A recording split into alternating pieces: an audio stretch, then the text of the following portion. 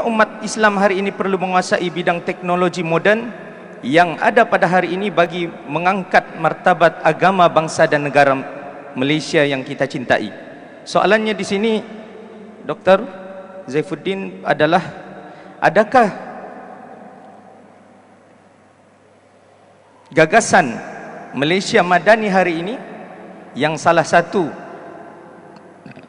daripada satu bentuk konsep pembinaan bangsa bakal memunculkan sebuah tamadun Islam baharu seperti mana di zaman Andalusia jika dilihat dari sudut 6 nilai teras Malaysia Madani.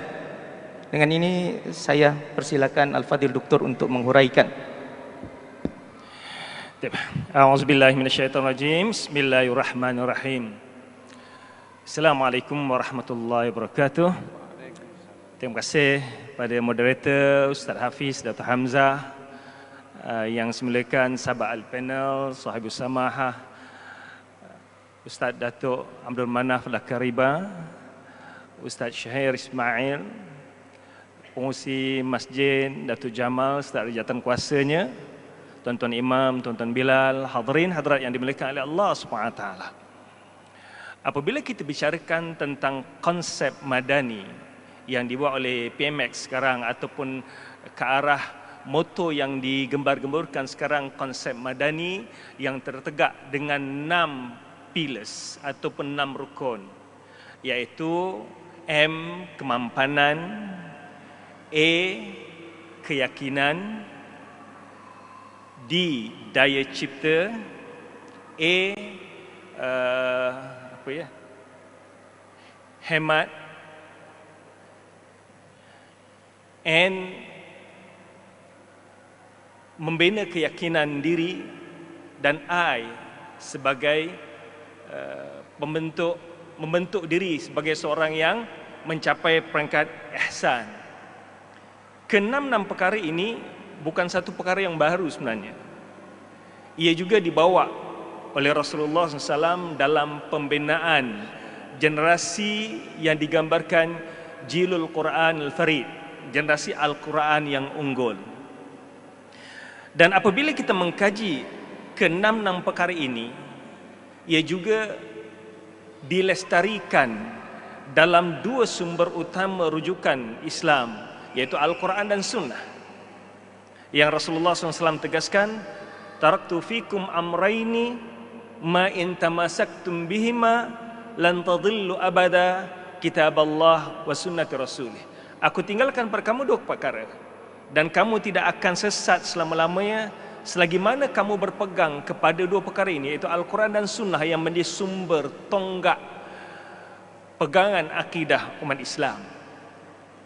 Dan kedua-dua sumber ini yang memacu ke arah ketamadunan dan kemajuan, apa yang telah pun diulas oleh Datuk tadi tentang pembangunan, perubahan minda.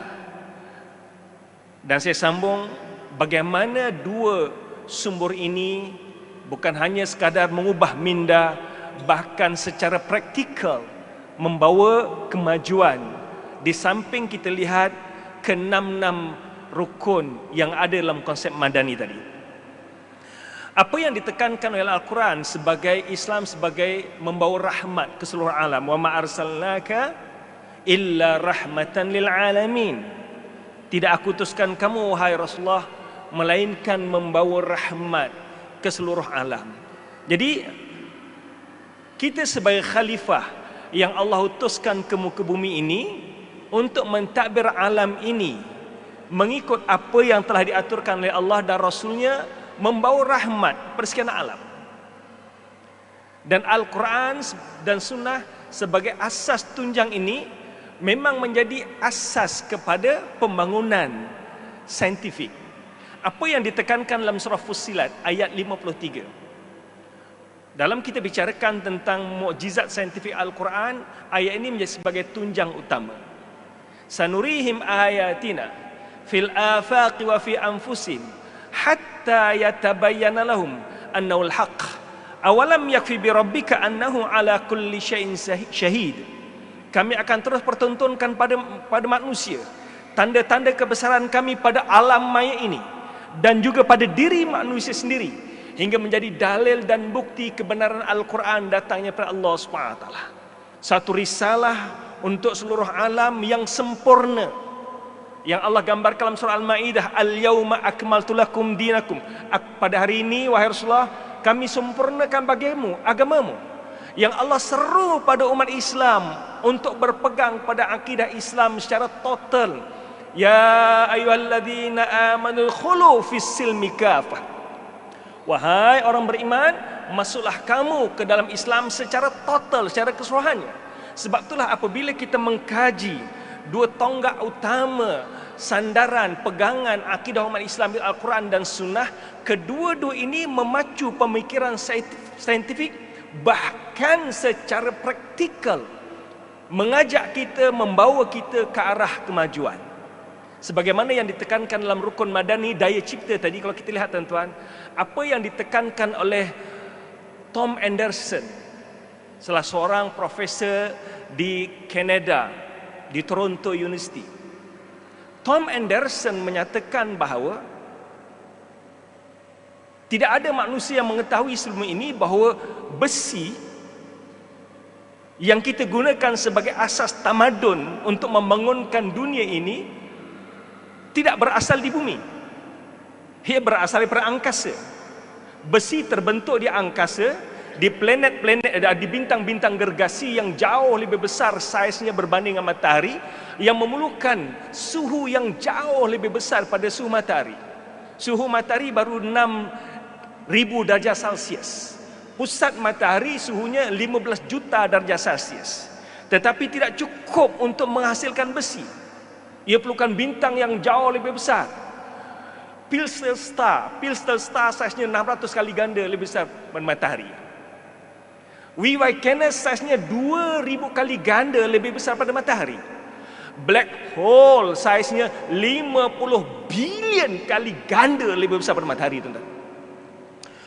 So Tom Anderson menyatakan bahawa besi terbentuk di angkasa daripada bintang-bintang yang besar, dan apabila bintang ini tepu dengan logam-logam berat, maka dia meledak, menghasilkan satu ledakan yang dinamakan ledakan supernova.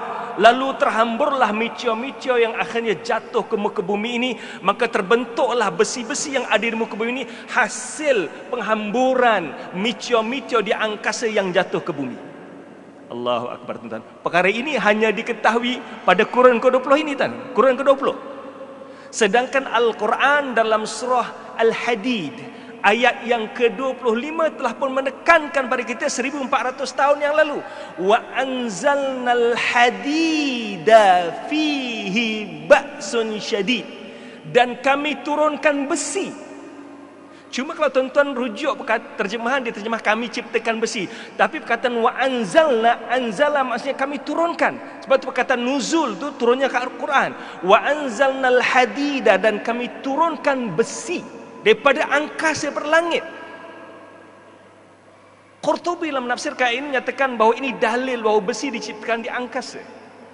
Said Qutb dalam menafsirkan ini menyatakan bahawa ini perancangan Allah yang cukup rapi, tersusun bagaimana penurunan besi ini sebelum terciptanya tamadun manusia lagi, supaya kita tidak binasa.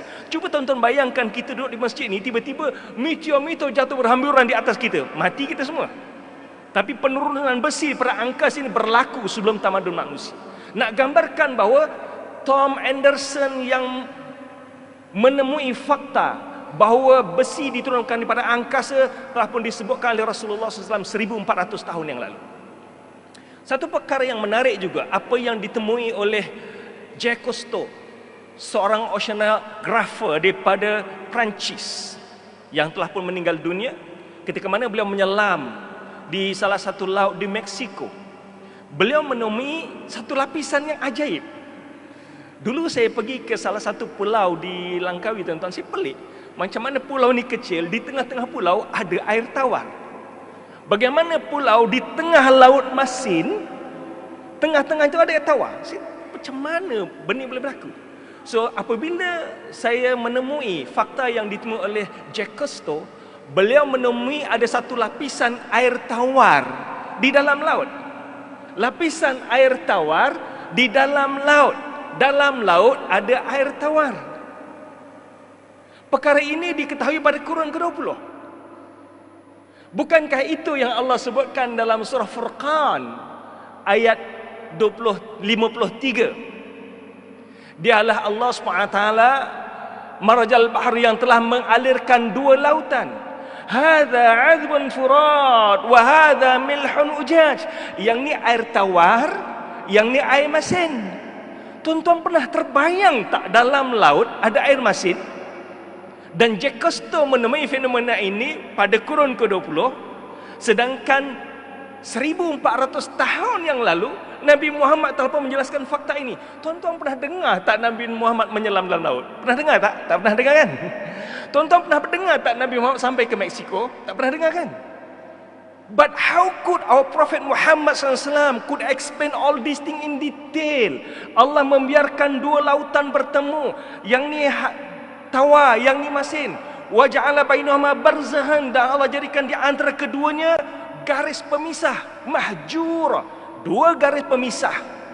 Jacques Cousteau menyatakan bahawa garis pemisah ni tak nampak di antara air tawar dan air masin, tetapi ada garisan membran mengizinkan molekul boleh berpindah di antara air tawar dan air masin.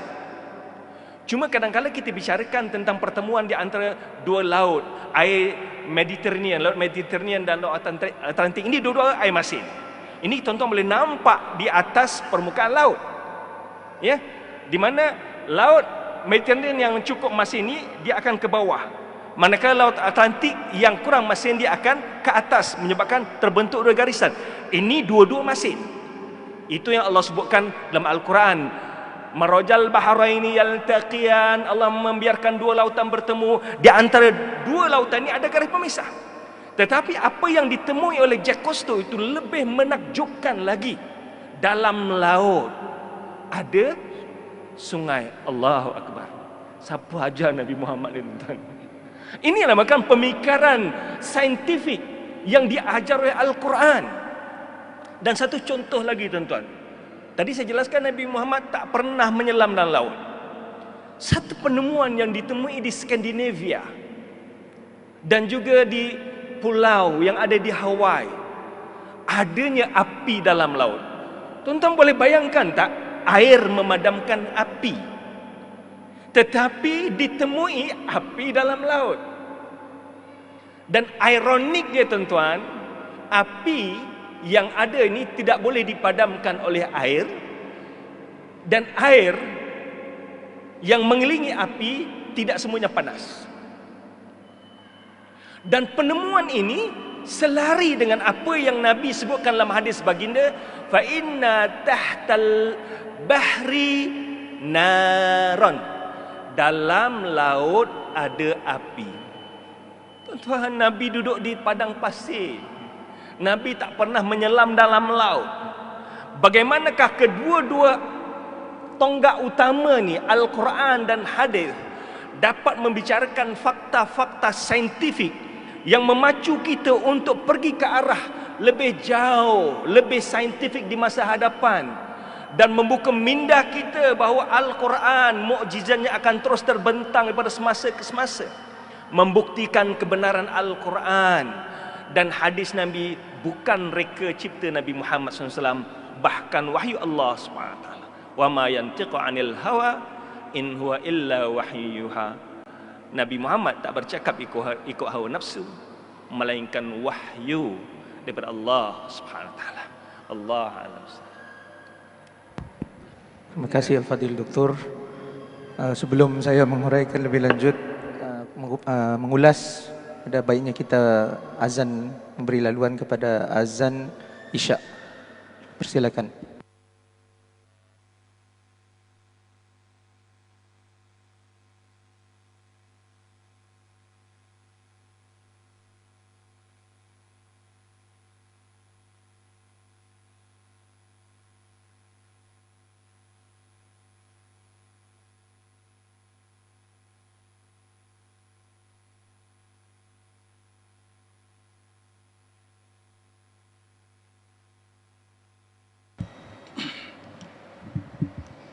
Subhanallah walhamdulillah wa la ilaha illallah wa la hawla wa la quwwata illa billah.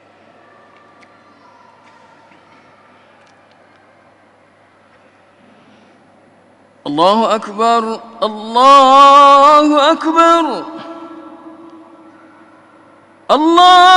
الله أكبر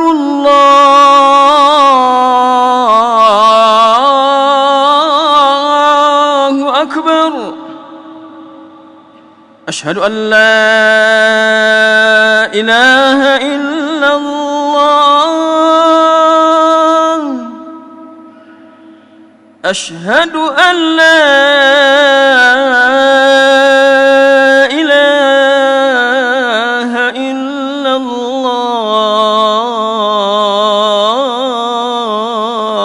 الله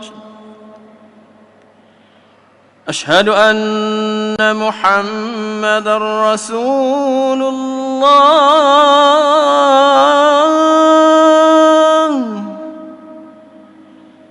أشهد أن محمدًا رسول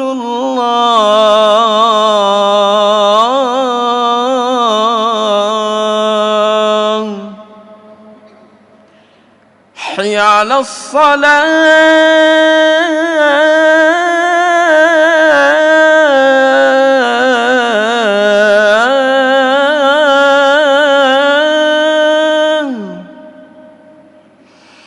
حي على الصلاة